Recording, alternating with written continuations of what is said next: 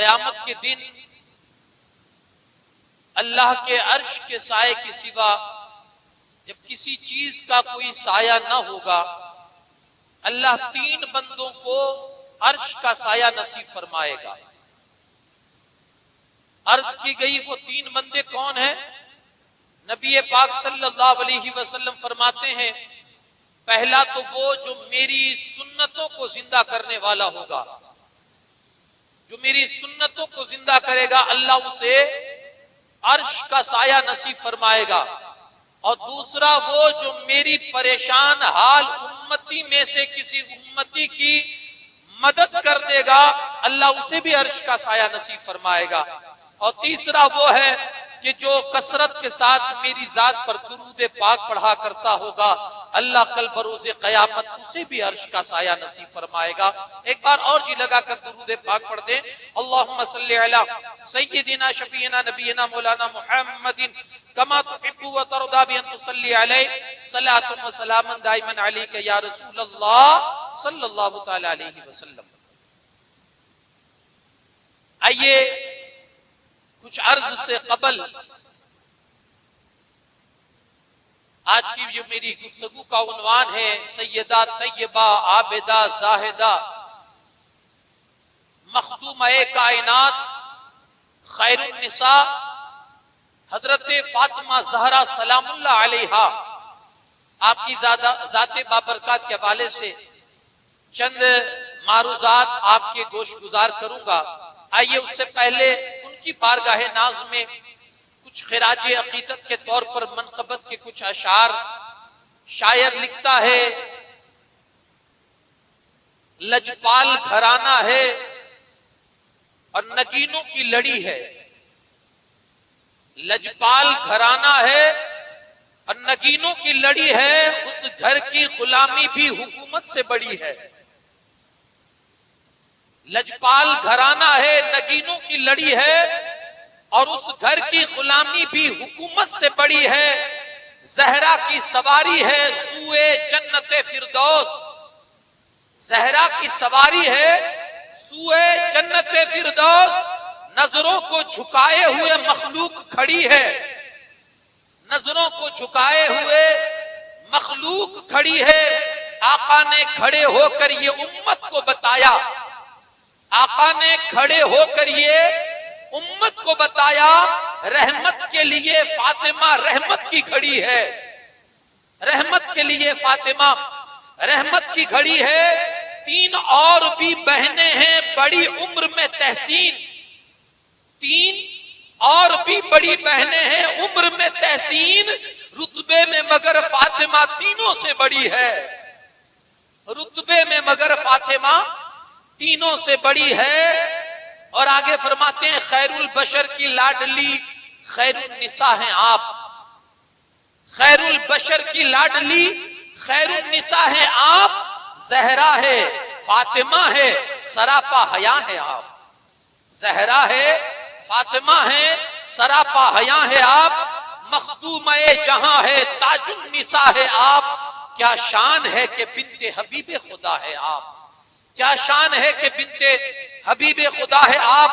تکتے تھے جب بھی آپ کو خوش ہوتے تھے رسول، تکتے تھے جب بھی آپ کو خوش ہوتے تھے رسول، یعنی سکون قلب شہ دوسرا ہے آپ، یعنی سکون قلب شہ دوسرا ہے آپ، شیر خدا ہیں آپ کی عزت کے پہرےدار، شیر خدا ہیں آپ کی عزت کے پہرےدار، قربان جائیے غیرت شیر خدا ہے آپ، قربان جائیے غیرت شیر خدا ہے آپ، اور کملی کبھی بچھائی کبھی سر پہ اوڑھ دی، حضور نے کملی بچھائی کبھی سر پہ اوڑھ دی، آقا ہی جانتے ہیں قسم سے کہ کیا ہیں آپ، آقا ہی جانتے ہیں قسم سے کہ کیا ہیں آپ۔ ایک بار اور درود پاک پڑھ دیں، اللہم صلی علی سیدنا شفیعنا نبینا مولانا محمد کما تحب و ترضى بأن تصلی علیہ صلاۃ و سلام دائما علیک یا رسول اللہ صلی اللہ علیہ وسلم۔ قرآن مجید کی جو میں نے آیت کریمہ آپ کے سامنے ابھی پڑھی، اللہ کریم ارشاد فرماتا ہے انما یرید اللہ، اللہ تو یہی چاہتا ہے اے نبی کے گھر والوں کہ اللہ تم سے ہر قسم کی ناپاکی کو دور فرما دے اور تمہیں پاک کر کے خوب ستھرا کر دے. اللہ یہی چاہتا ہے تمہیں ہر قسم کی ناپاکی اور ہر قسم کی گندگی سے اللہ پاک کر دے، اور اللہ نے پاک کر بھی دیا. آج ہم جس کی بارگاہ میں خراج عقیدت پیش کر رہے ہیں، آپ کی ذات بابرکات اور آپ کی عظمتیں، آپ کی بلندیاں کوئی کیا سمجھ سکتا ہے؟ ہاں، حدیث پاک میں ہے کہ یہ جب محشر میں نکلے گی تو اللہ کی طرف سے ایک ندا کرنے والا کہے گا نگاہوں کو جھکا لو، محمد کی بیٹی فاطمہ کی سواری گزر رہی ہے صلی اللہ علیہ وسلم.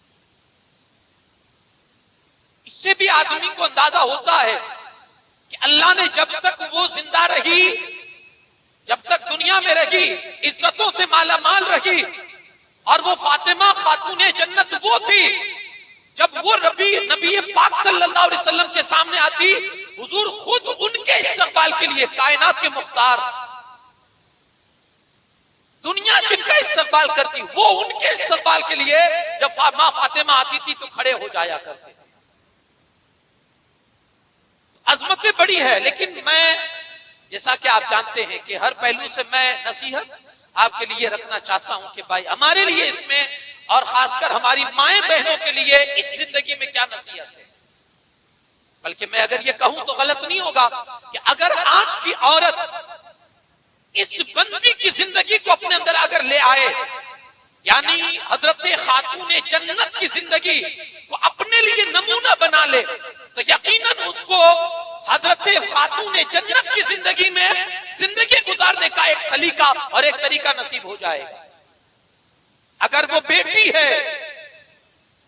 بیٹی ہے اور بیٹی بن کے چاہتی ہے کہ خاتون جنت کی زندگی کو دیکھے، تو خاتون جنت کی زندگی اسے بیٹی کے طور پر بھی نظر آئے گی کہ بیٹی بن کے اس نے کس طرح سے اپنے بابا کے ساتھ اور اپنے گھر والوں کے ساتھ سلوک کیا ہے، وہ بھی رہنمائی اسے خاتون جنت کی زندگی میں نصیب ہوگی.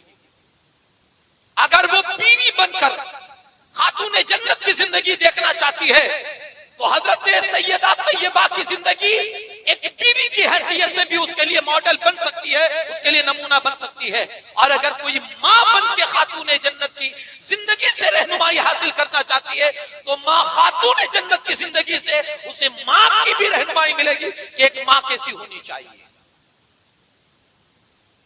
لیکن کوئی پڑھے تو صحیح یہ زندگی کیا ہے اور یہ کس اعتبار سے انہوں نے زندگی گزاری تھی.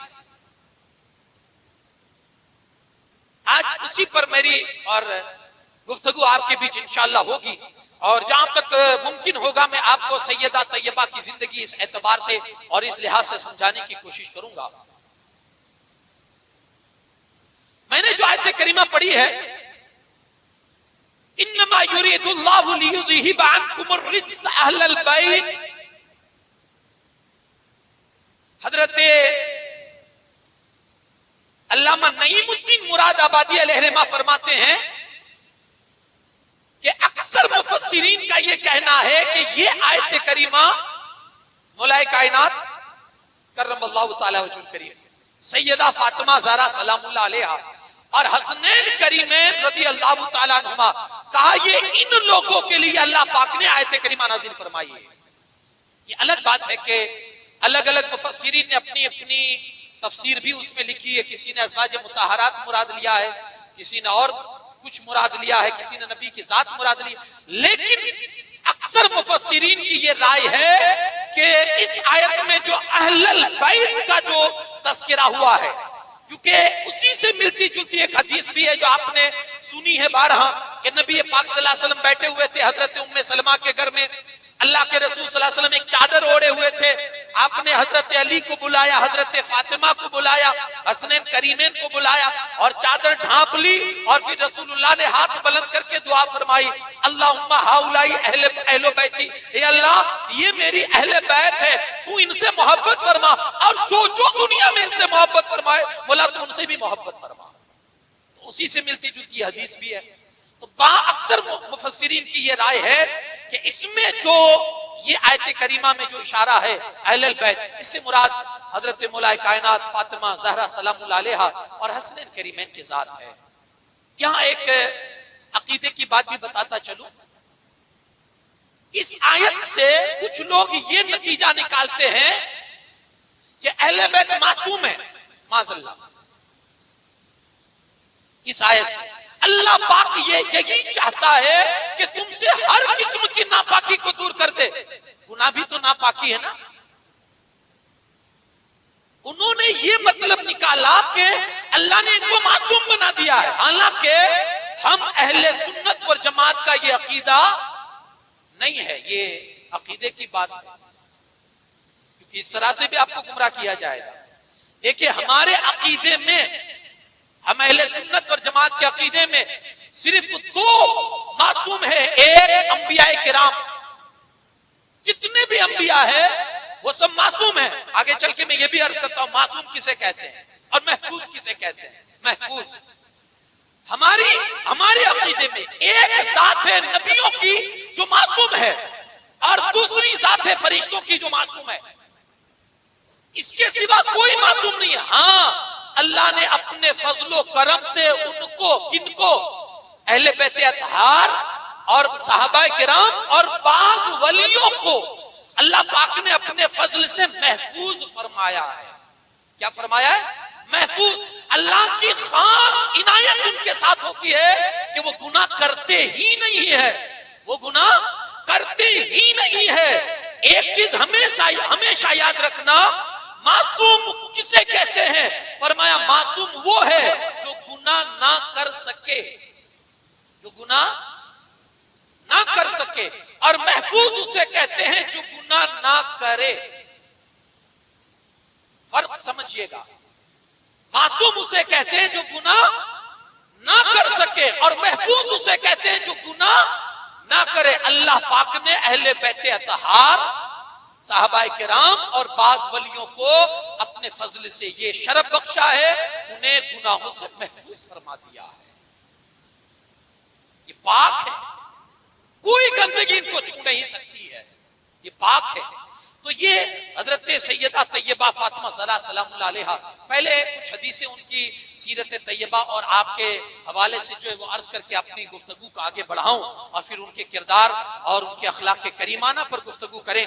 علامہ حضرت عبداللہ ابن مسعود فرماتے ہیں حضور علیہ الصلوۃ والسلام نے فرمایا، بے شک فاطمہ نے اپنی عزت، عصمت اور پارسائی کی ایسی حفاظت کی، حضرت فاطمہ نے اپنی عفت، اپنی عصمت، اپنی پارسائی، اپنی پاکیزگی کی ایسی حفاظت کی کہ اللہ نے اس پر بھی اور اس کی آنے والی اولاد پر بھی ہمیشہ کے لیے جہنم کو حرام فرما دیا۔ یہ صدقہ کس کا ہے؟ خاتون جنت سلام اللہ علیہا کا۔ انہوں نے کی، یعنی ان کی نیکی کا جو اجر ہے، جو بدلہ ہے، جو صلہ ہے، اللہ رہتی دنیا تک ان کی اولاد کو عطا فرمائے گا۔ ان کی نیکی کا بدلہ، ان کی نیکی کا بدلہ۔ یارو اس لیے کہا جاتا، ابھی میں نے بیچ کسی تقریر میں کہا تھا کہ شاید کل ہی کی گفتگو میں کہا تھا کہ ایک باپ کی نیکی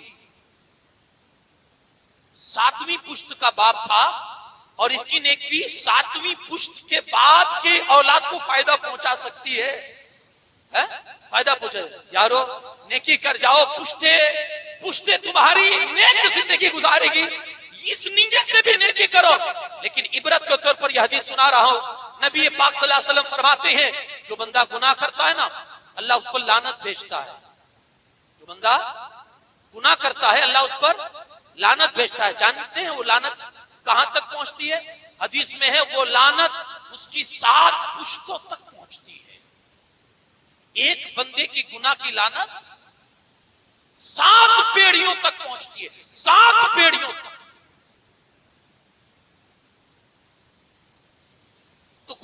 بچے اور نیکی اس نیت سے کرے کہ اولاد کو اس کا فائدہ ہوگا.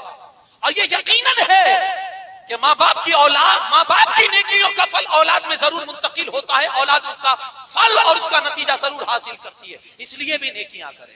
اور اس کا پروف اگر آپ کو چاہیے تو حضرت خاتون جنت کی زندگی پڑھیے. میرے مصطفیٰ نے فرمایا اس نے حفاظت کی, اللہ نے اس کی اولاد پر جہنم کو حرام کر دیا. اس نے حفاظت کی. تو یہ بھی ہماری زندگی میں آنا چاہیے.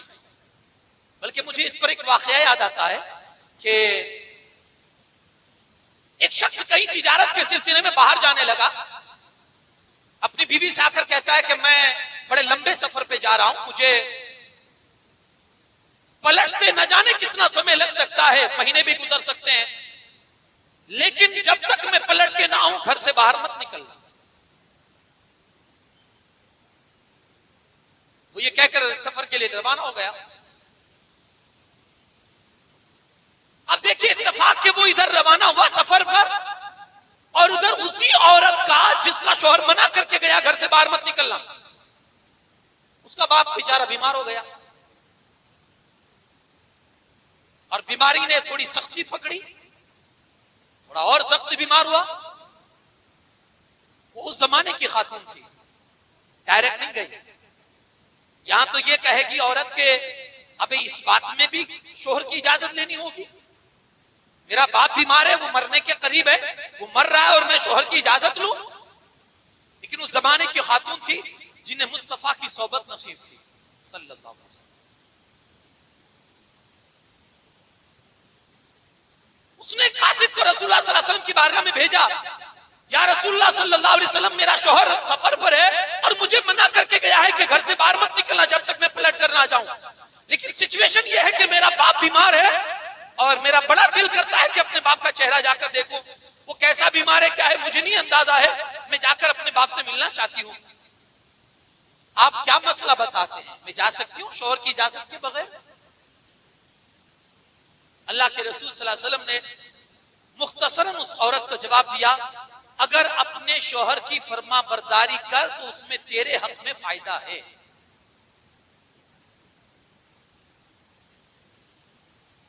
یہاں اگر کوئی اس طرح کا مسئلہ اگر بتائے تو شاید جھگڑے کی نوبت آ سکتی ہے. اور بہت ساری ایسی بے باک عورتیں ایسی بھی ہوں گی, اور ہمارے سماج میں ہے, کہ وہ ڈائریکٹ یہی شبد بولے گی کہ تمہاری شریعت تمہارے پاس رکھو, میں تو چلی. کیونکہ یہ ہمارا آج کا یہ معاشرہ ہے, یہ سوسائٹی ہماری. حضور علیہ السلام نے فرمایا اگر تو اپنے شوہر کی اطاعت کرے گی تو تیرا بھلا ہے, تیرا فائدہ ہے. اس نے چوں چرا نہیں کیا. حضور میں جا سکتی ہوں کہ نہیں, کوئی بات نہیں. کچھ دنوں کے بعد بیماری بڑھتی رہی, اس کے باپ کی بیماری بڑھتی رہی, یہاں تک کہ ایک دن ایسا آیا کہ باپ کا انتقال ہو گیا. پھر اس نے قاصد بھیجا, یا رسول اللہ صلی اللہ علیہ وسلم اب اجازت ہے, باپ مر چکا ہے, آخری دیدار تو کر لو,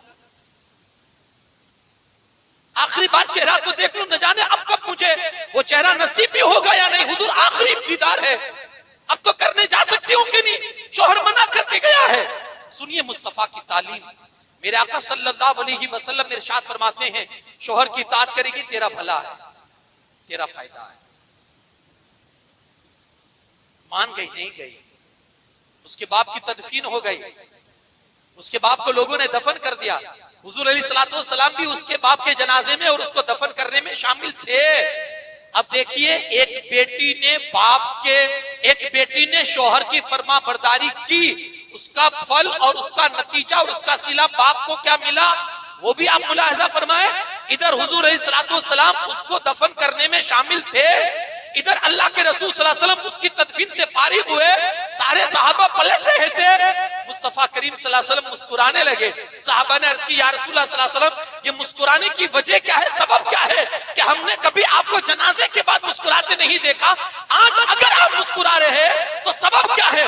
سنے اولاد کی نیکیوں کا پھل باپ کو کیا ملتا ہے. مصطفیٰ کریم صلی اللہ علیہ وسلم فرماتے ہیں ادھر اس کی بیٹی نے باپ کی ادھر اس کی بیٹی نے شوہر کی فرما برداری کی، ادھر اس کے باپ کو قبر میں اللہ پاک نے مغفرت فرما دی اس کے باپ کی. تو یہ ہے، اگر ایسی تربیت ہے تو یقیناً فائدے ہوتے ہیں. ماں سیدہ طیبہ خاتون جنت رضی اللہ تعالیٰ عنہا نے اپنی عصمت اور پاکیزگی کا خیال رکھا اور اس کی حفاظت کی. اللہ نے ان کی آنے والی رہتی دنیا تک کی اولاد کو یہ فائدہ اور یہ صلہ بخشا کہ اللہ نے سب کو جہنم سے آزاد فرما دیا. یہ پھل دیا اللہ تعالیٰ. اب ان کی زندگی پاک کا تھوڑا مطالعہ کریں تو حضرت سیدہ طیبہ خاتون جنت سلام اللہ علیہا فاطمہ زہرا کے نام سے آپ مشہور تھی.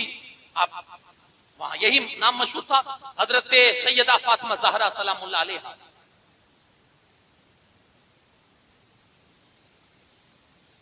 مکۃ المکرمہ میں آپ کی ولادت ہوئی. حضرت محمد صلی اللہ علیہ وسلم اور ماں خدیجہ بنت خویلد رضی اللہ تعالیٰ عنہ، ان دونوں کی آپ بیٹی ہیں. اس کے علاوہ بھی ان کی حضرت ماں خدیجہ کی اولاد ہیں. اور یہ بھی چیز یاد رکھیں کہ حضرت فاطمہ زہرا سلام اللہ علیہا اپنی ماں کی سب سے چھوٹی بیٹی تھی، اور ٹوٹل حضرت ماں خدیجہ کی 4 بیٹیاں تھی. یہ بھی بات یاد رکھیں، اپنے علم میں اس بات کو رکھیں. 4 بیٹیاں تھی خود ان کے بطن پاک سے، یعنی ان کی سگی بیٹیاں 4 تھی اور 3 بیٹے تھے. اس لیے میں بار بار آپ کو کہہ رہا ہوں کہ اسے یاد رکھیں، آگے چل کے کوئی آپ کو آپ کے ذہن کی اس معلومات کو گرد نہ لگا دے. سیدہ فاطمہ زہرا سلام اللہ علیہا ولادت ہوئی تو بچپن ہی کے زمانے میں ماں کا انتقال ہو گیا. تو اب تربیت کی بات تھی، تربیت کون کرے؟ تو اس خاندان کی جو مستورات تھی، خاص کر حضرت فاطمہ بنت اسد، حضرت ام سلمہ، حضرت ام الفضل جو حضرت عباس کی بیوی تھی، حضرت ام ہانی جو مولا کائنات کی بہن تھی، اسما بنت امیس جو حضرت جعفر طیار کی بیوی تھی، اور صفیہ بنت حمزہ رضی اللہ عنہ. یہ ان لوگوں کے ہاتھ میں حضرت سیدہ کی کفالت اور آپ کی تربیت آئی اور ان لوگوں نے تربیت کی.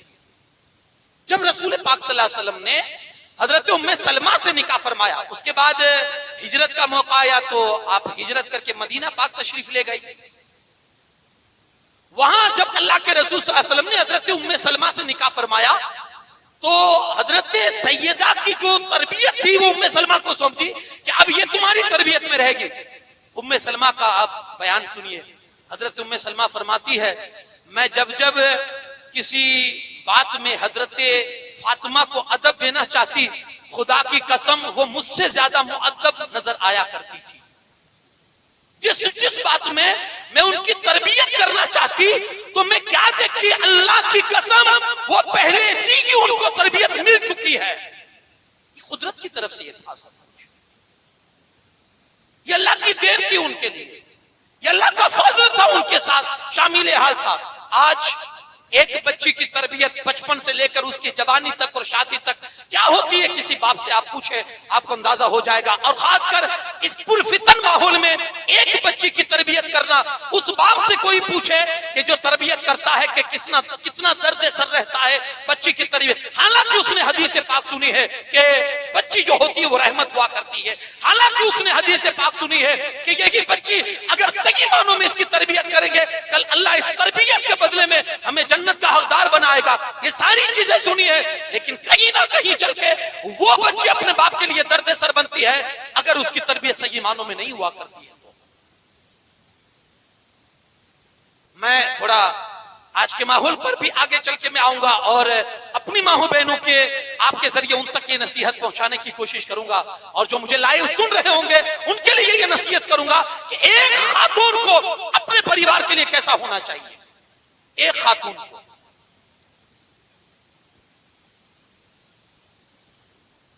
ہماری شریعت میں اسی لیے زور دیا گیا ہے، عورت کی تربیت اور ایک بچی کی تربیت کے لیے اسی لیے زور دیا گیا ہے کہ کل یہی عورت مرد کے پھنسنے کا سبب بن جائے گی قیامت کے دن اللہ کے بارگاہ میں. مرد پھنسیں گے اس کی وجہ سے. وہ خود تو جائے گی, چار کو ساتھ میں لے کر جائے گی. باپ, بھائی, بیٹا, شوہر اکیلے نہیں جائے گی, کیونکہ چاروں کی ذمہ داری میں کہیں نہ کہیں ایک عورت ہوتی ہے, ایک عورت کی کفالت ہوتی ہے, ایک عورت کی پرورش ہوتی ہے. کہیں نہ کہیں یہ چاروں کے اندر آپ دیکھیں گے زندگی کے اندر آپ کی تربیت ہوئی. اور وہ بچپن کا زمانہ تھا سیدہ طیبہ کا, انہوں نے سارے مصائب اور آلام جو ان کے باپ پر جو قریش کی طرف سے ہوئے تھے اور مکہ والوں کی طرف سے ہوئے تھے, وہ ساری چیزیں دیکھ بھی رہی تھی اور برداشت بھی کر رہی تھی. اور اس عمر کے اندر اپنے باپ کو جو سپورٹ دے رہی تھی, وہ بھی آپ دیکھیں گے کہ ایک مرتبہ حرم کعبہ کے اندر رسول پاک صلی اللہ علیہ وسلم نماز پڑھ رہے تھے. ابو جہل ظالم نے اپنے ساتھیوں کا سہارا لے کر ایک اونٹ کی اوجڑی اٹھا کر نبی پاک کے کمرے مبارک پر اور پشت مبارک پر, پیٹھ مبارک پر وہ اوجڑی رکھ دی. اتنی وزنی تھی, اللہ کے رسول صلی اللہ علیہ وسلم کو تکلیف ہوئی. کسی نے سیدہ طیبہ فاطمہ زہرا سلام اللہ علیہا سے کہہ دیا کہ آپ کے بابا کی حالت تو دیکھو, حرم کعبہ میں ظالموں نے ان کی پشت انور پر وہ اوجڑی رکھی ہے, دوڑی ہوئی گئی. بچپنا ہے, بالکل بچپنا ہے. جتنی طاقت کی اپنے اندر لگائی اور اوجڑی کو اتارنے کی کوشش کرتی ہے.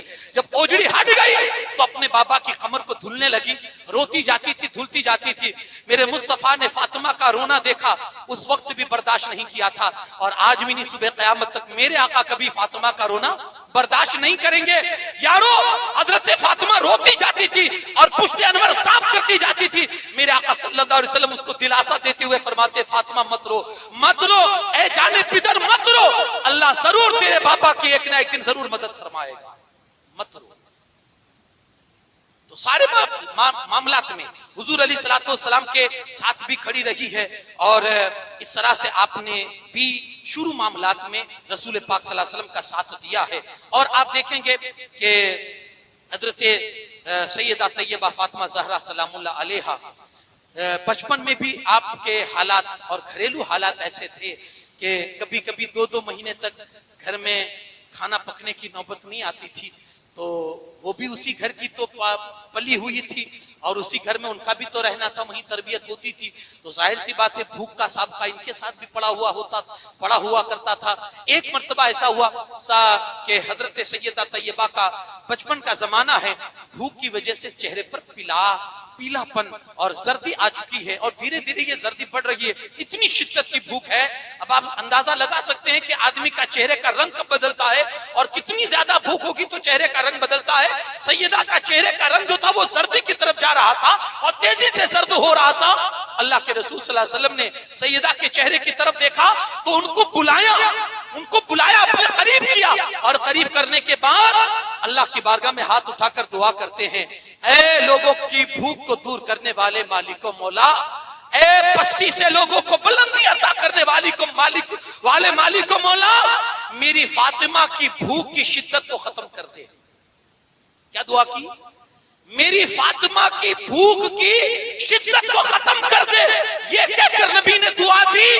سیدہ طیبہ فرماتی ہے اسی وقت میرے چہرے کا جو پیلا پن تھا وہ دور ہوتے ہوتے سرخی میں بدلنے لگا, اور میری طبیعت میں حشاشی اور بشاشی آنے لگی, مجھے مسرت ہونے لگی. یہاں تک کہ سیدہ خود کہتی ہے اس کے بعد جب سے نبی نے دعا دے دی تھی, کبھی بھی بھوک نے فاطمہ کو پریشان نہیں کیا ہے, بھوک نے کبھی فاطمہ کو نہیں ستایا ہے. یہ مصطفیٰ کی یہ دعا کا اثر تھا. لیکن یہ بھی ماننا پڑے گا کہ وہ ایسا گھر تھا جہاں بھوک بھی تھی, اور جہاں کئی دن تک لوگ بھوکے بھی رہتے تھے. آج ہم بھی بچیوں کے باپ ہیں, کبھی ایسا بھی اتفاق پڑتا ہوگا کہ گھر میں ایسی چیز بنی ہے جو ہماری بیٹی کو پسند نہیں ہے, اور برا مت مانیے گا, بچیوں کے نخرے کھانے پینے کے معاملات میں زیادہ ہوا کرتے ہیں. یہ بھی ریالٹی ہے, یہ نہیں مجھے پسند, یہ نہیں کھاتی ہوں تو وہ نہیں کھاتی ہوں. تو بچیوں کے معاملات, کھانے پینے کے معاملات میں ان کے نخرے زیادہ ہوتے ہیں. کیا نخرے کرے, گھر میں کچھ ہو تو نخرے کرے نا, کیا ناز دکھائیں. ارے بھائی چھوہارے اور پانیوں پر گزارا ہوتا تھا, آج ہماری بھی بچی اگر ذرا سے اس نے منہ ٹیڑھا کیا اور منہ بنا کر بیٹھ گئی مجھے نہیں کھانا، یہ مجھے پسند نہیں ہے، ماں کا فوراً کال جائے گا شوہر کے پاس، باہر سے کچھ یہ لیا۔ اتنا احساس ہے ان کو بھی تھا، جو اپنی بیٹی کا رونا برداشت نہیں کر سکتے تھے وہ بھوک برداشت کریں گے تھا۔ لیکن یہ ہمارے لیے کچھ نصیحت بھی تھی، آدمی کے ہر دن برابر نہیں ہوا کرتے بھائی، آپ کو زندگی میں کہیں نہ کہیں لائف میں کمپرومائز بھی کرنا ہی ہے، آپ کو سمجھوتا کرنا ہی۔ ہم نے کیا ہے سمجھوتے کو نکال دیا اپنی زندگی سے، دقت یہی آتی ہے کہ آج اکثر کی بیٹیاں ان کے گھروں پر شادی ہونے کے باوجود بھی بیٹھی ہوئی ہے، کیوں؟ نو کمپرومائز، سمجھوتا ہی نہیں ہمارے بیچ۔ میں آگے چل کے یہ حضرت سیدہ خاتون جنت کی زندگی کو آپ کے سامنے رکھوں گا کہ کتنی مرتبہ زندگی میں آپ نے کمپرومائز کیا ہے، سمجھوتا، صلح، اور یہی اصل زندگی کی ریالٹی ہے، یہی خوبصورتی ہے، یہی حسن ہے زندگی گزارنے کا۔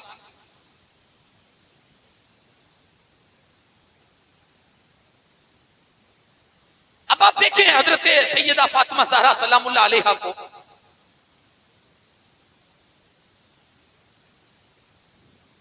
آپ کی ذات بابرکات کسی لیول سے اگر ہم دیکھیں، کسی بھی اینگل سے اللہ نے بہت رتبہ اور بہت مرتبہ عطا فرمایا۔ میں نے ایک حدیث پاک پڑھی، حضرت جمی بن عمیر فرماتے ہیں کہ میں اپنی پھوپھی کے ساتھ حضرت سیدہ عائشہ صدیقہ رضی اللہ تعالیٰ عنہ کے پاس گیا۔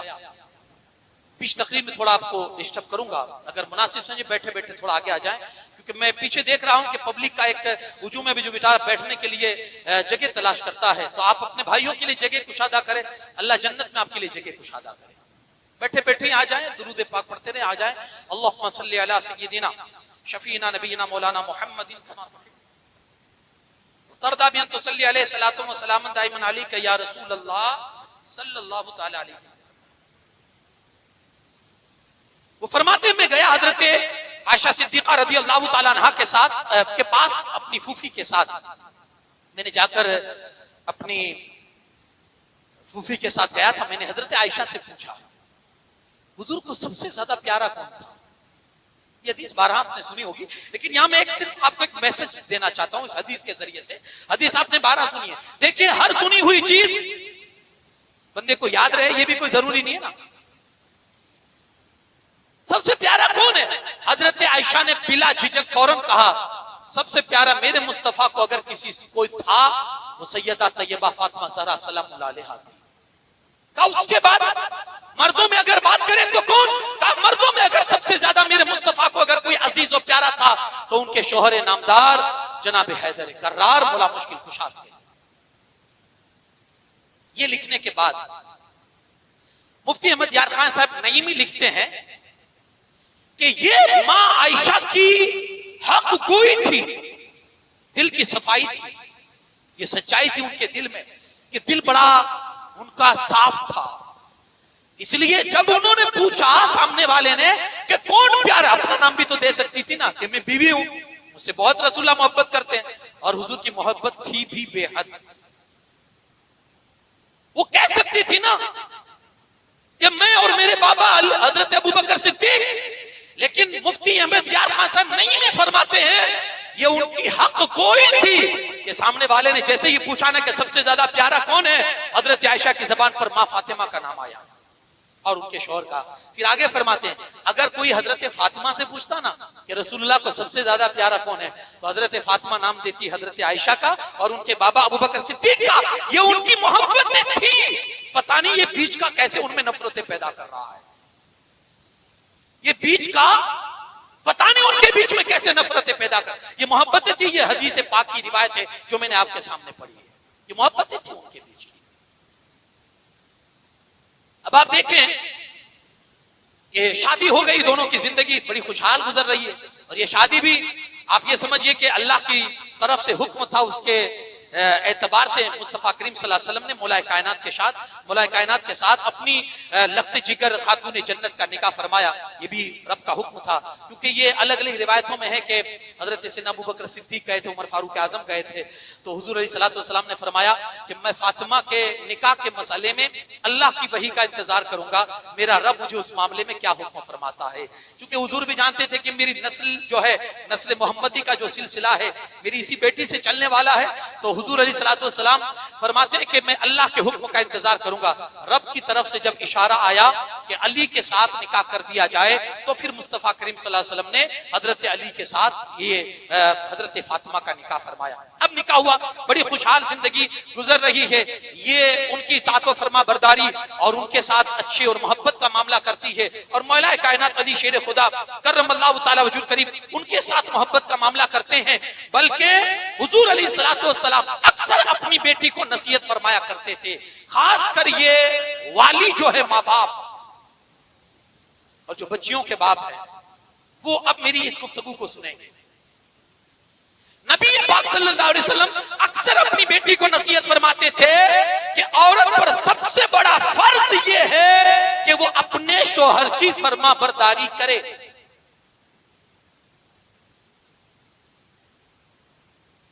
اب اس پر میں بہت ساری حدیثیں آپ کو سنا سکتا ہوں. کچھ صحابہ ہے یا رسول اللہ صلی اللہ علیہ وسلم یہ جانور آپ کو سجدہ کرتے ہیں تو ہم نہ کریں، ہم تو زیادہ حقدار ہیں نا. حضور نے فرمایا نہیں، سجدہ اللہ کے سوا کسی کو حلال نہیں ہے. کان کھول کر سن لیجئے، سجدہ چاہے وہ تعظیم کا ہو چاہے عبادت کا ہو، کسی کے لیے حلال نہیں ہے. اگر آپ عبادت کے لحاظ سے سجدہ کرتے ہیں کسی غیر اللہ کو، اللہ کے سوا کو، تو آپ سیدھے اسلام سے باہر. اور اگر تعظیم کے طور پر بھی آپ سجدہ کرتے ہیں تو یہ حرام ہے، آپ گنہگار ہوتے ہیں. ہم نے بہت سے لوگوں کو دیکھا ہے وہ درگاہ پر مزار پر جا کر سیدھے جا کر سجدے میں چلے جاتے ہیں. حرام، اشد حرام. یہ کوئی درگاہ والا آپ کو نہیں کہے گا، برا مت مانیے گا. اور اگر کوئی درگاہ سے کانٹیکٹ رکھنے والا ہو تو بھی مجھے معاف کیجئے گا، لیکن یہ اسلام ہے، یہ شریعت ہے، آپ تک پہنچانا ہماری ذمہ داری ہے. یہ کوئی نہیں کہے گا آپ کو کہ یہ حرام ہے جو سجدہ کرتے ہیں. ڈر یہ لگتا ہے ہماری نظروں کے سامنے بھی سجدے ہوتے ہیں، لیکن ہمت نہیں ہوتی کہ اس کو پکڑ کے کہہ لیا جائے، کیونکہ آج لوگوں کے پاس سینس نہیں ہے، عقل نہیں ہے. وہ فوراً لڑائی کرنے کے لیے تیار ہو جائیں گے، اور وہ لڑائی کریں گے تو درگاہ کے جو ذمہ داران ہیں وہ تو پھر بڑھ چڑھ کے حصہ لیں گے. حرام نہیں چاہیے. آپ سیکھیں نا بھائی، حکم یہی ہے. کیا حکم ہے؟ کسی بھی اللہ والے کے پاس جاؤ، جیسے زندگی میں جاتے ہو جا کر چپک جاتے ہو کیا؟ ڈائریکٹ جا کر سجدہ کرتے ہو؟ نہیں، ان کو زندہ سمجھو کہ وہ سامنے بیٹھے، وہ اپنی قبر انور میں بیٹھے، آپ کو دیکھ رہے، آپ کو سن رہے، آپ کو سمجھ رہے، آپ کو پہچان رہے کہ میرا چاہنے والا آیا ہے. جائیے، جا کر سیدھے السلام علیکم پیروں کی طرف سے جائیں اور قبلہ کی طرف جا کر بیٹھ جائیں. جو آپ کو درود، تسبیح، ذکر و اذکار، قرآن مجید جو کچھ پڑھنا پڑھیے، اصالِ ثواب ان کو کیجئے، جو طریقہ ہے ہمارے اہل سنت و جماعت کا اصالِ ثواب کرنے کا. اور پھر ان کے وسیلے سے اللہ کے بارگاہ میں دعا کیجئے، اللہ ضرور ان کے وسیلے سے مانگی ہوئی دعا آپ کی قبول فرمائے گا. چومنا بھی ضروری نہیں ہے، درگاہ کو چپکنا بھی ضروری نہیں ہے. اب یہ الگ الگ جتنے مطلب لوگوں کی دیکھا دیکھی میں جتنے مزارات پر لوگوں کی حاضری ہوتی ہے، جتنے طریقے رائج ہوتے ہیں، اور خاص کر ہمارے اجمیر وغیرہ کا جو ماحول آپ دیکھیں گے تو وہاں تو زبردستی بھی سجدے میں آپ کو ڈالا جاتا ہے. بلکہ انہوں نے وہ نقشائی ایسا بنایا ہے جو جعلی مبارک ہے اس کا، کہ آپ کو جھکے بغیر اندر آپ جا ہی نہیں سکتے ہو، جھکے بغیر آپ اندر جا ہی نہیں سکتے ہو. تو ایسا مسئلہ ہے یہ. تو بہتر یہی ہے کہ آپ دور سے سلام کریں، بیٹھ جائیں، جو پڑھنا ہے پڑھیں، صالح ثواب کریں، ان کے وسیلے سے دعا کریں اور پھر واپس سلام کر کے نکل جائیں. بہترین طریقہ ہے. جیسے زندگی میں ملتے تھے ایسے ملو اور چلے جاؤ. ضمناً بات ہے اس لیے عرض کر دی. تو میں یہ عرض کر رہا تھا کہ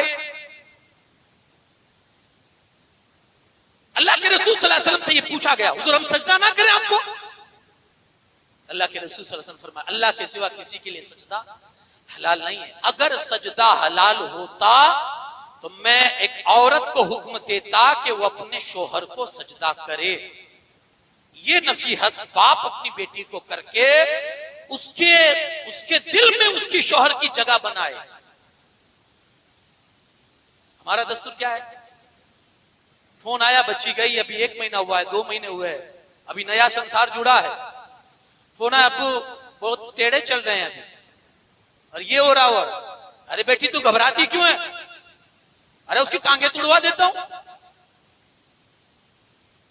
اب یہ جو بھاشا آپ اپنی بیٹی کے سامنے بولیں گے, دل پر ہاتھ رکھ کے بتائیے اس سے اس کے دل میں شوہر کی عظمت پیدا ہوگی یا بے عزتی یا بے ادبی؟ اب تھوڑے واقعات سن لیجئے, زندگی ان کی بھی تھی نا. اب تھوڑے واقعات سن لیجئے حضرت سیدہ طیبہ فاطمہ زہرا سلام اللہ علیہا کا. پھر آپ دیکھیں کہ ایک باپ کو اپنی بیٹی کا گھر کیسے چلانا چاہیے. اب وہ آپ دیکھیں تو ایک دفعہ دونوں میں تھوڑی معمولی رنجش ہو گئی, اور یہ ہوتا ہے ہر گھر میں کچھ نہ کچھ. ضروری نہیں ہے کہ شوہر بیوی کی ہر ہاں میں ہاں ملائے, اور یہ بھی ضروری نہیں ہے کہ بیوی شوہر کی ہر ہاں میں ہاں ملاتی ہے. کبھی تو اختلاف کی صورت بنی پڑے گی. معمولی رنجش ہو گئی, جھگڑا ہو گیا. اللہ کے رسول صلی اللہ علیہ وسلم کو جب اس بات کا پتہ چلا تو حضور گئے گھر پر, اور جانے کے بعد جب حضور گھر میں گئے نا, صحابہ بھی تھے ساتھ میں, حضرت فاطمہ زہرا سلام اللہ علیہا کے گھر میں حضور گئے نا, وہ چہرہ جلال سے حضور کا وہ ملال میں بھی تھا, اور حضور جیسے غمگین لگ رہے ہو ایسا حضور کا چہرہ بنا ہوا تھا. اندر گئے, دونوں کے بیچ سمادھان اور صلح کرائی, اور پھر جب باہر آئے نا تو مسکراتے ہوئے باہر آئے. اندر گئے تھے تو پریشان اور غم میں گئے تھے, لیکن باہر آئے نا تو مسکراتے ہوئے آئے. صحابہ نے عرض کی یا رسول اللہ صلی اللہ علیہ وسلم یہ مسکرانا کیسا؟ پہلے ہم نے دیکھا تھا تھوڑا غم کا ماحول تھا چہرے پر, اور جب نکل رہے تو مسکرا رہے ہیں. اللہ کے رسول صلی اللہ علیہ وسلم کی زبان سنیے, میرے مصطفیٰ صلی اللہ علیہ وسلم فرماتے ہیں چونکہ میں نے ان دونوں کے درمیان صلح اور صفائی کرواتی ہے جو مجھے بہت پیاری ہے. نبی کو کیا پیارا ہے؟ کمپرومائز, صلح, سمجھوتا. ہم 1-2 مرتبہ کروا کے تھک جاتے, بار بار کون کرنے جائے. اب وہ چلانا ہی نہیں چاہتا, اسی لیے تو ایسی بار بار کی نوبتیں آتی ہے. ہم یہ کہہ کر اگنور کرتے ہیں, اور پھر نوبت آ جاتی ہے کہ بھائی اب یہ گھر نہیں چل سکے گا, اب چھوٹے چھیڑے کرو, اس کو طلاق دلوا لیجئے, وہ کروا لیجئے, یہ کروا لیجئے. بچی کا گھر توڑوا کے بیٹھ جاتے ہیں, اور سماج اتنا سخت ہو چکا ہے میرا کہ پھر وہی بچی اپنے باپ کی چوکھٹ پر بیٹھے بیٹھے زندگی کاٹتی ہے. اس سے پوچھئے کہ کیسے کاٹتی ہے زندگی؟ مر جاتی ہے, لیکن سماج اسے شادی کے طور پر دیکھنا پسند نہیں کرتا ہے. سروے کیجئے اپنے سماج کا, سروے کیجئے آپ اپنی سماج کا. کتنی بچیاں ہیں کہ جن کا گھر 1 سال 2 سال 3 سال چلا ہے, اور وہ طلاق لے کر اپنے گھر میں بیٹھی ہوئی ہے. کیوں؟ کیونکہ ہمارا سماج اب اس بچی کو دوسرے نکاح میں دیکھنا پسند نہیں کرتا ہے. نہیں ہے اس کی ضرورت. آپ اس کو روٹی دے سکتے ہو, آپ اس کو کپڑا, بہترین سے بہترین کپڑا آپ اس کو پہنا سکتے ہو, اس کی زندگی کا ہر سہولت اسے آپ دے سکتے ہو, لیکن کچھ چیزیں ہیں جو اس کی زندگی کا تقاضا ہے, آپ نہیں پوری کر سکتے. اگر وہ حلال طریقے سے نہیں پائے گی تو شیطان اس کو مجبور کرے گا حرام طریقوں سے لینے کے لیے.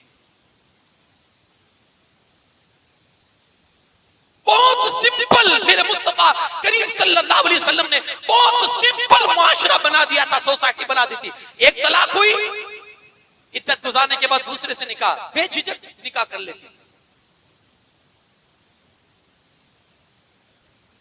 ہمارا سماج کیا کہتا ہے؟ اگر کوئی کر بھی لینا تو پیچھے والوں کی کمنٹ کیا ہوتی جانتے ہیں؟ ٹپڑی کیا ہوتی ہے پیچھے والوں کی؟ اچھا پہلا نہیں چلا سکی تو دوسرا کیا چلائے گی؟ ارے بھائی تو اتنا ظالم ہے, کسی کی بچی کا گھر بس رہا ہے اور تو اس طرح کی کمنٹیں کر رہا ہے. تجھے تو خوش ہونا چاہیے کہ تیری قوم کی ایک بچی ہے جس کو ٹھکانہ ملا ہے, جس کو آسرا ملا ہے, تجھے تو خوش ہونا چاہیے تھا. ایک ہی سبب ہے, نکاح کو آسان کرو اور مت بٹھاؤ اپنی بچی کو اپنے گھر پر, اگرچہ وہ طلاق والی ہو, اگرچہ وہ بیوہ ہو, بیوہ کوشش کرو اس کا دوسری، اور اس کو عام کرو، اس کو عام کرو۔ خرافات، برائیاں سماج سے نکلے گی، بڑی تیزی کے ساتھ نکلے گی اگر مصطفیٰ کریم صلی اللہ علیہ وسلم کی وہ سوسائٹی والی جو رسمیں تھی، جو حضور علیہ الصلوۃ والسلام نے جو ہمیں طریقے بتائے تھے، اس طریقے پر اگر ہم عمل کرنا شروع کر دیں گے۔ اور سنیں، ایک مرتبہ رنجش ہوئی، حضرت فاطمہ سلام اللہ علیہا شکایت لے کر حضور علیہ الصلوۃ والسلام کے پاس آ رہی ہے، مولا علی بھی پیچھے پیچھے آئی، بابا سے شکایت کرنے لگی، یہ ہو رہا وہ ہو رہا، یہ وہ کر رہے یہ وہ کر رہے ہیں، مولا علی بھی پیچھے کھڑے ہیں۔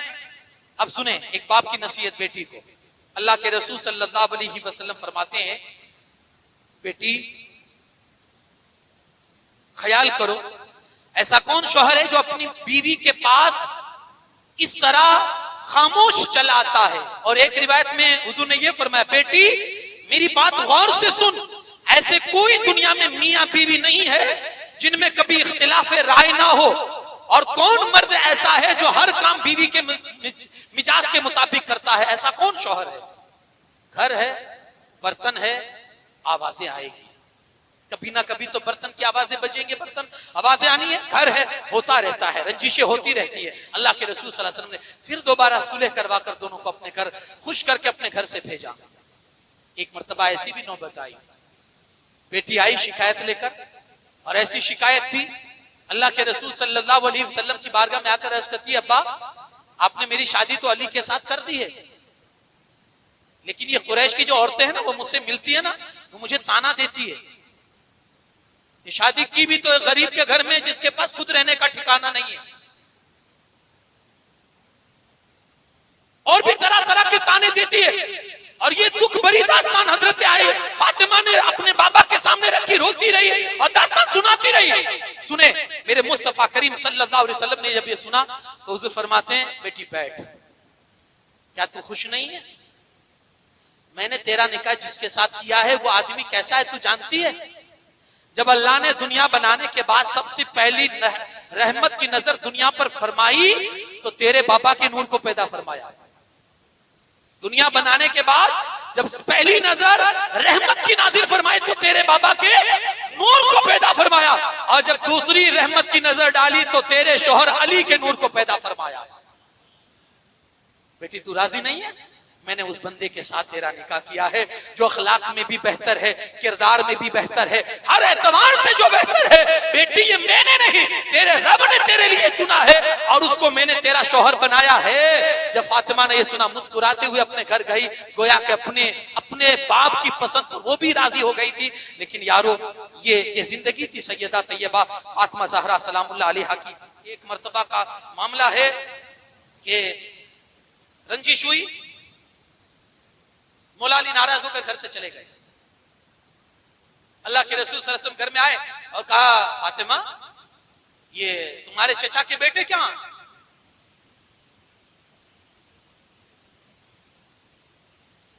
فاطمہ میرے چچا کے بیٹے کا علی کہاں ہے؟ حضرت فاطمہ عرض کرتی ہے، یا رسول اللہ صلی اللہ علیہ وسلم وہ تھوڑا جھگڑا ہو گیا، معمولی رنجش ہو گئی ہے، تو ناراض ہو کر غصے میں وہ نکل کر کہیں چلے گئے، پتہ نہیں کہاں گئے۔ اللہ کے رسول صلی اللہ علیہ وسلم نے ایک صحابی سے کہا، ذرا جا کر تلاش کرو علی کہاں ہے۔ وہ پتہ نہیں وہ صحابی کو بھی کیا کہ شاید وہ بھی علی کی فطرت سے واقف تھے اور علی کا نیچر جانتے تھے، وہ صحابی سیدھے مسجد میں پہنچے، دیکھا مولا علی سو رہے ہیں، ذہن دے رہے ہیں مولا علی۔ آج اگر بندہ ڈسٹرب ہوتا ہے، بیوی سے جھگڑا کر کے باہر نکلتا ہے، کہاں جاتا ہے؟ میں آپ کو ذہن دے رہا ہوں، کہاں جاتا ہے؟ کوئی ہوٹل تلاش کرے گا، دوستوں سے کہے گا یار چلنی فلاں وہاں چلے جاتے ہیں، بہت ڈسٹرب ہو چکا ہوں اور گھر میں جھگڑا ہوا۔ یہ کون سی جگہ تلاش کرتا ہے؟ اور مولا علی نے کون سی جگہ تلاش کی؟ سیدھے گئے کہاں؟ اللہ کے گھر میں، کیونکہ وہ جانتے تھے کہ جہاں بے سکونوں کو سکون نصیب ہوتا ہے وہ اللہ کا گھر ہوا کرتا ہے۔ گئے سیدھے مسجد میں، صحابی نے دیکھا سوئے ہوئے ہیں، حضور کو آ کر بتایا، یا رسول اللہ صلی اللہ علیہ وسلم مولا علی تو مسجد میں آرام کر رہے ہیں۔ اللہ کے رسول صلی اللہ علیہ وسلم خود بنفس نفیس حضور خود تشریف لے گئے اور جا کر دیکھا مولا علی آرام سے سوئے ہوئے ہیں۔ وہ چادر جسم سے تھوڑی ہٹ چکی ہے نا، تو مٹی کے نشانات، وہ کنکریوں کے نشانات مولا علی کے جسم پہ پڑ چکے ہیں، مٹی پر بیٹھنے کی وجہ سے اور سونے کی وجہ سے۔ اللہ کے رسول صلی اللہ علیہ وسلم مولا علی کے جسم سے مٹی صاف کرتے جا رہے تھے اور فرماتے تھے قم یا ابا تراب، اے ابو تراب کھڑے ہو جاؤ، اے ابو تراب کھڑے ہو جاؤ۔ وہاں سے ہاتھ پکڑ کر مولا علی کا گھر لائے اور گھر لانے کے بعد دونوں میں سمجھوتا کروایا، صلح کروائی اور پھر خوش ہو کر نبی پاک صلی اللہ علیہ وسلم ان کے گھر سے نکلے۔ ایک باپ کے لیے اپنی بیٹی کے تئیں کیا کردار ہونا چاہیے، اس کے گھر کو کیسے بچانا چاہیے، اس کے گھر کو آگے کیسے بڑھانا چاہیے، یہ اگر سیکھنا ہے تو کوئی محمد صلی اللہ علیہ وسلم کی زندگی یقیناً پڑھے۔ حضرت خاتون جنت کے حوالے سے میرے مصطفیٰ کریم صلی اللہ علیہ وسلم کا کردار کیا تھا کہ جب حضرت فاطمہ مولا علی کی شکایت لے کر آیا کرتی تھی، میرے مصطفیٰ کریم صلی اللہ علیہ وسلم کا کردار یہ ہوتا تھا فاطمہ کو بٹھا کر مولا علی کی تعریف کیا کرتے تھے۔ حضرت فاطمہ کو بٹھا کر مولا علی یہ تعریف کیوں کرتے تھے؟ تاکہ بیٹی کے دل میں جتنی محبت شوہر کی ہوگی اتنا اس کا گھر آباد ہوگا، اتنا گھر آباد ہوگا۔ تھوڑا سماج کو بھی آپ، ہمارا سماج اس مسئلے میں بڑا سخت ہو چکا ہے، اور شاید کوئی ایسی لڑکی ہوگی جس کو سسرال اچھا ملتا ہے، یہ بھی حقیقت ہے نا۔ یا شاید کوئی ایسی لڑکی ہوگی جو کچھ دنوں کے بعد اپنے سسرال کی تعریف کرے اور اپنے سسرال کے ساتھ رہنا پسند کرے۔ کمی کہاں، دقت کہاں، غلط کون ہے؟ وہ ساس، اس کا سسر، اس کے نند، اس کے دیور، غلط کون ہے؟ آخر ہر جانے والی لڑکی، ہر جانے والی بیاہ کر کے شادی کر کے جانے والی لڑکی کو اپنا سسرال کیوں چبھتا ہے، اور اس کا حل کیا ہے؟ اسی طرح کا ایک واقعہ ہے کہ ایک بچی اپنے میکے آتی ہے، شادی ہوئی تھی، کچھ مہینوں کے بعد اپنے گھر میں واپس آئی۔ ماں نے دیکھا کہ تھوڑا چہرہ اترا ہوا ہے اور غمگین لگ رہی ہے بیٹی۔ ماں تو ماں ہوتی ہے، بن بتائے بھی کبھی کبھی سمجھ جاتی ہے، ان کو چہرے بھی پڑھنا آتا ہے، کیونکہ 20 سال 21 سال ماں نے وہ چہرہ پڑھا ہوتا ہے، بہت نزدیک سے پڑھا ہوتا ہے۔ ماں سمجھ جاتی ہے، سمجھ گئی کہ بیٹی کو کوئی ٹینشن ہے، کوئی دقت ہے اور سسرال کی کوئی تکلیف ہے، ایسا محسوس ہوا۔ ماں نے پوچھا، لیکن بیٹی نے دوسرے لوگوں کے سامنے تو اگنور کر دیا اور کہا کچھ نہیں، بس ایسے ہی ماں، وہ تھوڑی طبیعت ڈسٹرب ہے، اس لیے ایسا ہو سکتا ہے کہ آپ کو میرے چہرے پر ایسی غمگینی دکھے، ورنہ کوئی مسئلہ نہیں ہے۔ ایک دن ماں اس کو اکیلے میں لے گئی، بیٹا بتا تو صحیح کیا مسئلہ ہے، پریشانی کوئی سسرال میں؟ بیٹا دل کھول کے بول، تجھے جو تکلیف ہے بول، میں ہوں نا تیری ماں، تیرے لیے سولوشن دوں گی، تجھے علاج دوں گی، مسئلہ کیا ہے؟ اب اس نے اپنی بھڑاس نکالی۔ میں کیا بتاؤں، جب سے گئی ہوں سکون کا سانس نہیں ہے۔ سسر جو ہے میرے سسرا، وہ تو بڑے بہترین انسان ہے، بڑے نیک انسان ہے، لیکن سانس نے ناک میں دم کر دیا ہے۔ اتنا ٹک ٹک ہے سانس کا کہ سانس نہیں لینے دیتی ہے۔ کبھی کبھی مجھے یہ دل میں ایسا احساس ہوتا ہے ماں کہ یا تو اس کا گلا گھونٹ کے اس کو مار دوں یا خود مر جاؤں، اتنا ٹینشن دیتی ہے سانس، ایک لمحے سکون نہیں دیتی ہے۔ تو ایسی ہے، تو ویسی ہے، تیرا یہ کھانا ایسا ہے، تیرا یہ چیز ایسی ہے۔ ماں نے پوری اس کی بھڑاس سنی، کہا بیٹی اور بھی کچھ ہے؟ کہا نہیں۔ اب ماں سمجھانے پر آئی، بیٹا دیکھ، اگر تو مار دے گی تو کیا ہوگا، جیل جائے گی، اور خود مر جائے گی تو اس میں تیرا کیا فائدہ ہے؟ تو کہا ماں مجھے کوئی علاج بھی تو نہیں دکھتا کہ کروں کیا، تھک گئی ہوں، عاجز آ چکی ہوں اس کے روز کے ٹک ٹک سے۔ آج یہی تو سمسیا ہے نا ہر گھر کی، شاید بیٹی کی یہی شکایت ہوتی ہے جب وہ اپنے میکے میں آتی ہے، ہمیشہ ٹک ٹک کرتی ہے، ہمیشہ ٹوک ٹوک کرتی ہے، کیا ہے یہ؟ ماں نے کہا بیٹی یہ کوئی سولوشن نہیں ہے تیرا کہ تو اس کو مار دے یا خود مر جا۔ تو کہا ماں پھر میں کیا کروں؟ کہا بیٹی میں تجھے ایک دوا دیتی ہوں، پوائزن، زہر، تجھے کیا کرنا ہے، روز اپنی سانس کے کھانے میں تھوڑی تھوڑی ماترا میں یہ زہر ڈالنا ہے، تھوڑا تھوڑا اس لیے کہ ایک ساتھ دے دے گی تو لوگ تجھ پر ڈاؤٹ کرے گے کہ اسی نے مارا ہوگا، اور دھیرے دھیرے دے گی تو تقریباً 6 مہینے کے اندر، یہ 6 مہینے کا پروسیس ہے، 6 مہینے کے اندر تیری سانس مر جائے گی اور تجھے چھٹکارا مل جائے گا۔ ہاں تو وہ خوش ہو گئی، ماں جلدی سے بتا وہ دوائی کون سی، وہ زہر کون سا، پوائزن کون سا ہے؟ ماں نے کہا سکون رکھ، بتاتی ہوں، لیکن ایک شرط ہے۔ کہا کیا؟ کہا بیٹا ان 6 مہینوں میں تجھے تیرے اخلاق سدھارنے ہوں گے اور تجھے ایک بہترین بہو بن کے گھر میں رہنا پڑے گا۔ جو سانس کہے ہاں میں ہاں، اس کے لیے تجھے بالکل زمین ہو جانا پڑے گا۔ جیسے تو اس کی بیٹی ہے، وہ تیری سگی ماں ہے، وہ گالیاں دے تو بھی تو ہنسنا، وہ ڈانٹے تو بھی تو ہنسنا، وہ تجھے چڑیل کہے تب بھی تو مسکرانا، اس کی ہر بات کو اپنے دل پر لے کے رکھنا اور ذرا بھی اونچی آواز نہیں، اتنی محبت سے پیش آنا کہ اس کو شک نہ ہو سکے کہ تو زہر دے رہی ہے اس کو۔ کیونکہ تیرا رویہ اچھا ہوگا تو گھر والے کو بھی شک نہیں ہوگا نا تجھ پر کہ نہیں یہ تو بہت محبت سے رہتی تھی، تو ہر غم اٹھاتی تھی، یہ تو ساس کی ہر برائی کو برداشت کرتی تھی۔ یہ 6 مہینے میں تجھے اپنے اخلاق سدھارنے ہوں گے اور ایک بہترین بہو بن کے رہنا ہوگا۔ تو بیٹی کہتی ہے ماں 6 مہینے کی بات ہے نا، چلو کسی طرح کر کے میں ایڈجسٹ کر لوں گی، لیکن وہ دوائی دو ماں۔ ماں نے وہ پڑیا نکال کر دوائی دی، گئی اپنے سسرال میں۔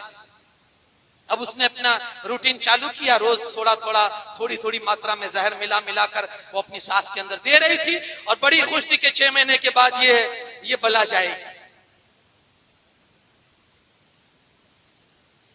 روز تھوڑا پوائزن، لیکن ساتھ میں اس نے اپنا نیچر بھی بدل لیا۔ اب سنسکاری بہو بن گئی، سنسکاری بہو۔ جو ساس کہتی ہے ہاں، تو جب وہ سنسکاری بنی نا تو ادھر سے اس کی ساس کا رویہ بھی بدلا۔ ساس نے دیکھا یار اتنی چینجز اس کے اندر آ چکی ہے، تو اب مجھے بھی اس کی عزت کرنی چاہیے۔ تو اب کیا ہونے لگا جانتے ہیں؟ کچھ مہینوں میں اب ساس ہر کام اس سے پوچھ کے کر رہی، بیٹا یہ کرنا ہے، بیٹا یہ کھانا بنانا ہے، بیٹا کون سا کھانا بنائی، بیٹا کون سا کپڑا چاہیے، بیٹا کہیں گھومنے جانا ہے، بیٹا یہ، یعنی ہر کام اس سے پوچھ کے۔ اب وہ بھی حیرت میں کہ یار اس کا تو پورا رویہ چینج ہو چکا ہے، اس کا تو پورا رویہ چینج ہو چکا ہے، یہ تو اب دن بدن جیسے پوائزن دے رہی ہوں یہ سدھرتی جا رہی ہے، ادھر موت کے قریب جا رہی ہے، ادھر سدھرتی جا رہی ہے۔ تھوڑا یہ بھی ٹینشن ہو رہا تھا کہ مر بھی جائے گی، اور یہ خوشی بھی ہو رہی تھی کہ سدھر رہی ہے۔ اب جب کچھ مہینوں کے بعد واپس میکے جانا ہوا اس بیٹی کا، ماں نے کہا بیٹی کیا حال ہے؟ کہا ماں وہ معاملہ تو بڑا پرفیکٹ چل رہا ہے، جیسا آپ نے کہا تھا اسی حساب سے ڈوز مل رہا ہے ان کو، اور میں دھیرے دھیرے وہ زہر بھی پہنچا رہی ہوں، لیکن ماں ایک ٹینشن آ گیا۔ کہا کیا؟ کہا ماں اس کا تیور بالکل بدل چکا ہے، وہ بہت اچھی ہو گئی ہے، اور جیسے تو رکھتی ہے اس سے کہیں زیادہ وہ مجھے رکھتی ہے، بالکل بیٹی کی طرح، اور بہت محبت سے رہ رہی ہے میرے ساتھ۔ اب تو دل یہ کہتا ہے کہ وہ 100 سال جیے، اب تو دل یہ کہتا ہے کہ وہ 100 سال جیے، لیکن ماں بار بار وہی ٹینشن مجھے ستائے جا رہا ہے کہ ابھی 6 مہینے میں نپٹ جائے گی، ابھی 6 مہینے میں چل بسے گی، دوائی دی ہے جو میں نے زہر دیا ہے، کاش میں زہر نہ دیتی تو اچھا ہوتا۔ ماں مسکرانے لگی، کہتی ہے ماں بیٹا میں بھی تیری ماں ہوں، وہ کوئی زہر نہیں تھا، وہ صرف شکتی کی دوا تھی جو میں نے تیری ساس کو دینے کے لیے دی تھی۔ دراصل بات یہ تھی بیٹا تو نے اپنا نیچر بدلا، تیرے گھر والوں کا نیچر خود بخود بدل گیا، تو نے اپنے اخلاق چینج کیے، یعنی سخت تو تھی، غلطی تجھ میں تھی، اور تو اپنے سسرال میں غلطیاں ڈھونڈنی تھی، کبھی ساس میں، کبھی نند میں، کبھی سسر میں، کبھی دیور میں، تو ان میں غلطیاں ڈھونڈ رہی تھی، غلطیاں خود تجھ میں تھی۔ جب تیری غلطی سدھر گئی سامنے والوں کی غلطیاں بھی سدھر گئی۔ ہم یہی کرتے ہیں نا، اپنی سدھارے نا، اپنی سدھارے نا۔ یہ زندگی تھی سیدہ طیبہ خاتون جنت سلام اللہ علیہا کی، جو میں نے آپ کے سامنے رکھی۔ کیسا کردار ہونا چاہیے ایک باپ کو اپنی بیٹی کے لیے، کیسا ہونا چاہیے؟ خدا را بچائیے اپنی بیٹیوں کے رشتوں کو، خدا را بچائیے اپنی بیٹیوں کے گھروں کو۔ آج بڑی تیزی کے ساتھ گھر ٹوٹ رہے ہیں، بڑی تیزی کے ساتھ ہماری بیٹیاں پھر سے اپنے ماں باپ کے گھروں کی زینت بن رہی ہے، اور بیٹھے بیٹھے اپنی زندگیوں کو تمام کر رہی ہے، کوئی ان کا پرسان حال نہیں ہے۔ آپ دیکھیے جب تک ماں باپ زندہ رہتے ہیں وہ بچی کی صورتحال اچھی ہوتی ہے، اس کا دیکھ بھال بھی اس کی ہوتی ہے، لیکن جب بھائیوں کی تربیت میں اور بھائیوں کی کفالت میں آتی ہے تو بچے کے لیے بہت سارے مسائل کھڑے ہو جاتے ہیں، کہاں رہے، کس کے ساتھ رہے۔ اس لیے بہتر طریقہ جو میرے مصطفیٰ کریم صلی اللہ علیہ وسلم نے بتایا، اگر اپنی بچیوں کو عزت کی زندگی دینا چاہتے ہو ان کو ہمیشہ اپنے شوہر کے گھر پر رہنا پسند کرو، اور یہی نصیحت آپ کے گھر سے اس کو ملنی چاہیے۔ بیٹا جا رہی ہے جا اللہ کا وسیلہ تجھے، تو اللہ کی حفاظت میں رہے ہمیشہ، یہ دعا بھی دے۔ اور ساتھی یہ بھی کہے بیٹا خوشی سے آنا ہو تو تیرے باپ کا دروازہ ہمیشہ تیرے لیے کھلا ہے، لیکن اگر ناراض ہو کر آنا تو پھر تو مت آنا، تیرا جنازہ ہی آنا چاہیے۔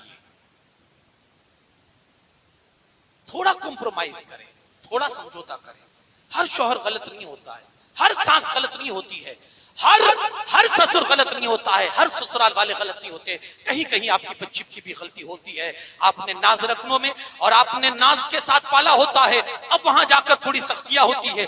آپ کے گھر میں دو نوکرانیاں تھی جس کے ذریعے سے سارے کام نپٹ جایا کرتے تھے، اب وہاں خود سے کرنا پڑتا ہے، برتن بھی خود سے ماننے پڑتے ہیں۔ بلکہ یارو یہ ہمیں سیدہ طیبہ کی زندگی سے یہ رہنمائی بھی ملتی ہے، اپنے ہاتھوں سے چکی پیسا کرتی تھی، اپنے ہاتھوں سے سارے گھر کا کام کاج، بچوں کی پرورش بھی ہے اور یہ سب کچھ کام بھی ہے۔ ایک دفعہ تو ایسا ہوا، آخری بات ہے، مولا کائنات فرماتے ہیں کہ سخت ان کو بخار آئی اور پوری رات بے چینی میں تڑپتی رہی حضرت سیدہ طیبہ، پوری رات بے چین رہی، نیند نہیں آئی، میں بھی ان کے پیچھے جاگتا رہا۔ جب آخری رات کا پہر ہوا نا، فجر سے پہلے ہم دونوں کو آنکھ لگ گئی، اذان ہوئی، میری آنکھ کھلی تو میں اٹھا نماز کے لیے، میں نے دیکھا سیدہ وضو کر رہی ہے نماز کے لیے۔ میں چلا گیا مسجد میں، نماز پڑھ کر آیا تو آ کر دیکھتا ہوں کہ سیدہ اپنے ہاتھوں سے چکی چلا رہی ہے اور آٹا پیس رہی ہے۔ میں نے آ کر کہا فاطمہ اپنی جان پر بھی رحم کرو، رات میں اتنی سخت بخار تھی اور ٹھنڈے پانی سے تم نے صبح وضو کیا ہے، اگر اور طبیعت بگڑ گئی تو کیا کرو گی؟ فاطمہ نے جواب سنی، حضرت فاطمہ کہتی کاش ہماری ہر بچی کا یہی نیچر ہو جائے، یہی اخلاق ہو جائے اور یہی سوچ ہو جائے۔ حضرت فاطمہ کہتی ہے اگر آپ کی اطاعت میں اور بچوں کی خدمت میں اگر ایسے ہی میری موت آ جائے تو اپنے لیے فخر سمجھوں گی کہ اللہ پاک نے مجھے بہترین موت عطا فرمائی ہے۔ شوہر کی خدمت، شوہر کی اطاعت، بچوں کی خدمت ایک ماں کا فریضہ ہوا کرتا ہے، ایک بیوی کے لیے فرض ہوتا ہے، ایک ماں کے لیے فرض ہوتا ہے۔ یہ سیدہ کی زندگی میں آپ کو دیکھنا نصیب ہوگا۔ خدا را پڑھاؤ اپنی بچیوں کو سیدہ کی زندگی، اس کے بعد شادی کی دہلیز پر اس کو چڑھاؤ، انشاءاللہ بہت کچھ تبدیلی آپ کو دیکھنے ملے گی۔ سناؤ انہیں حضرت سیدہ کی زندگی اور ان کی شادیاں، تاکہ آپ کی بچیوں کی شادیوں میں آپ کی بچیوں کی بہت بڑی ڈیمانڈ ہے اور بہت بڑی فرمائشی بھی نہ ہو۔ سادگی کے ساتھ نکاح کرو، میرے مصطفیٰ کا فرمان ہے، برکت والا نکاح ہو جس میں کم سے کم خرچہ ہو، وہ برکت والا نکاح ہے۔ سیدہ کی زندگی دیکھیں، آپ کہیں گے وہ پرانا زمانہ تھا، کچھ نہیں تھا، نہیں بھائی، ایسا معاملہ نہیں ہے، ایسی بات نہیں ہے۔ حضرت فاطمہ کہتی ہے میرے مصطفیٰ کریم کی ذات اقدس وہ ذات ہے کہ سونے چاندی کے پہاڑ ان کے پیچھے لگے رہتے ہیں۔ یا رسول اللہ حکم دیں آپ کے قدموں میں آ جائیں، آپ کے پیچھے پیچھے چلیں۔ حضور فرماتے میں نہیں چاہتا، وہ چاہتے تو سونا چاندی سے بھر دیتے حضرت سیدہ کا مکان، ارے سونے کی دیواریں کھڑی کر دیتے سیدہ کے مکان میں، لیکن جن کو صحیح معنوں میں 2 وقت کی روٹیاں بھی نصیب نہیں تھی، وہ نبی مختار کے گھر کی بیٹی تھی۔ اللہ کرے کہ ان کی زندگی سمجھ میں آئے، اللہ کریم کہنے سننے سے زیادہ عمل کی توفیق عطا فرمائے۔ وما علینا الا البلاغ المبین۔ السلام علیکم، صلاۃ والسلام کے لیے کھڑے ہو جائیں۔ سلطان کربلا کو ہمارا سلام ہو،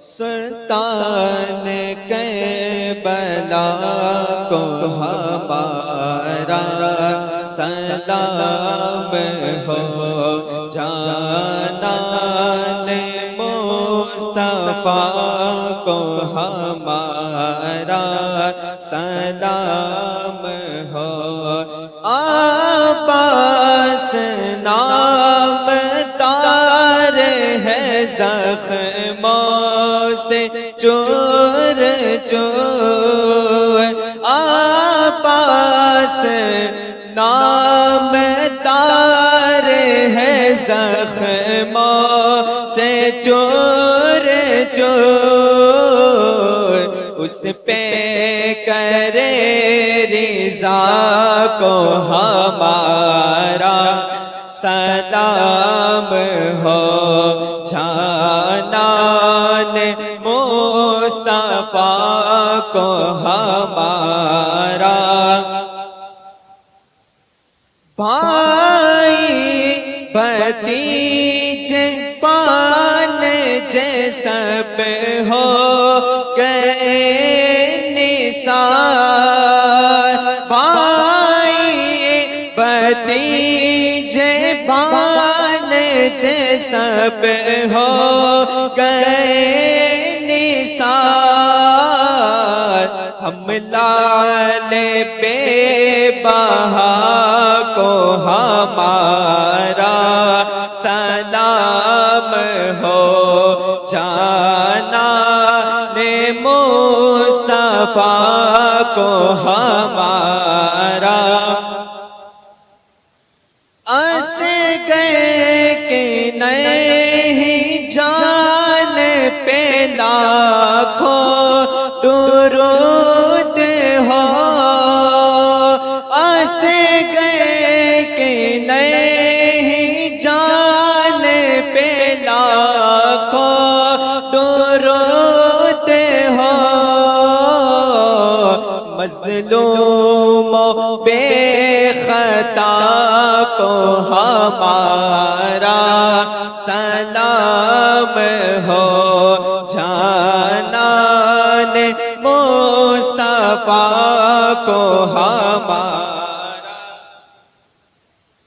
ناز ولائے شاہ میں کہتا ہے بار بار، ناز ولائے شاہ میں کہتا ہے بار بار، مہمان کربلا کو ہمارا سلام ہو، سلطان کربلا کو ہمارا سلام ہو، جانان مصطفیٰ کو ہمارا سلام ہو۔ الصلاة والسلام علیکہ یا رسول اللہ وعلی آلکہ واصحابکہ یا شفیعنا یوم الجزاء، الفاتحہ۔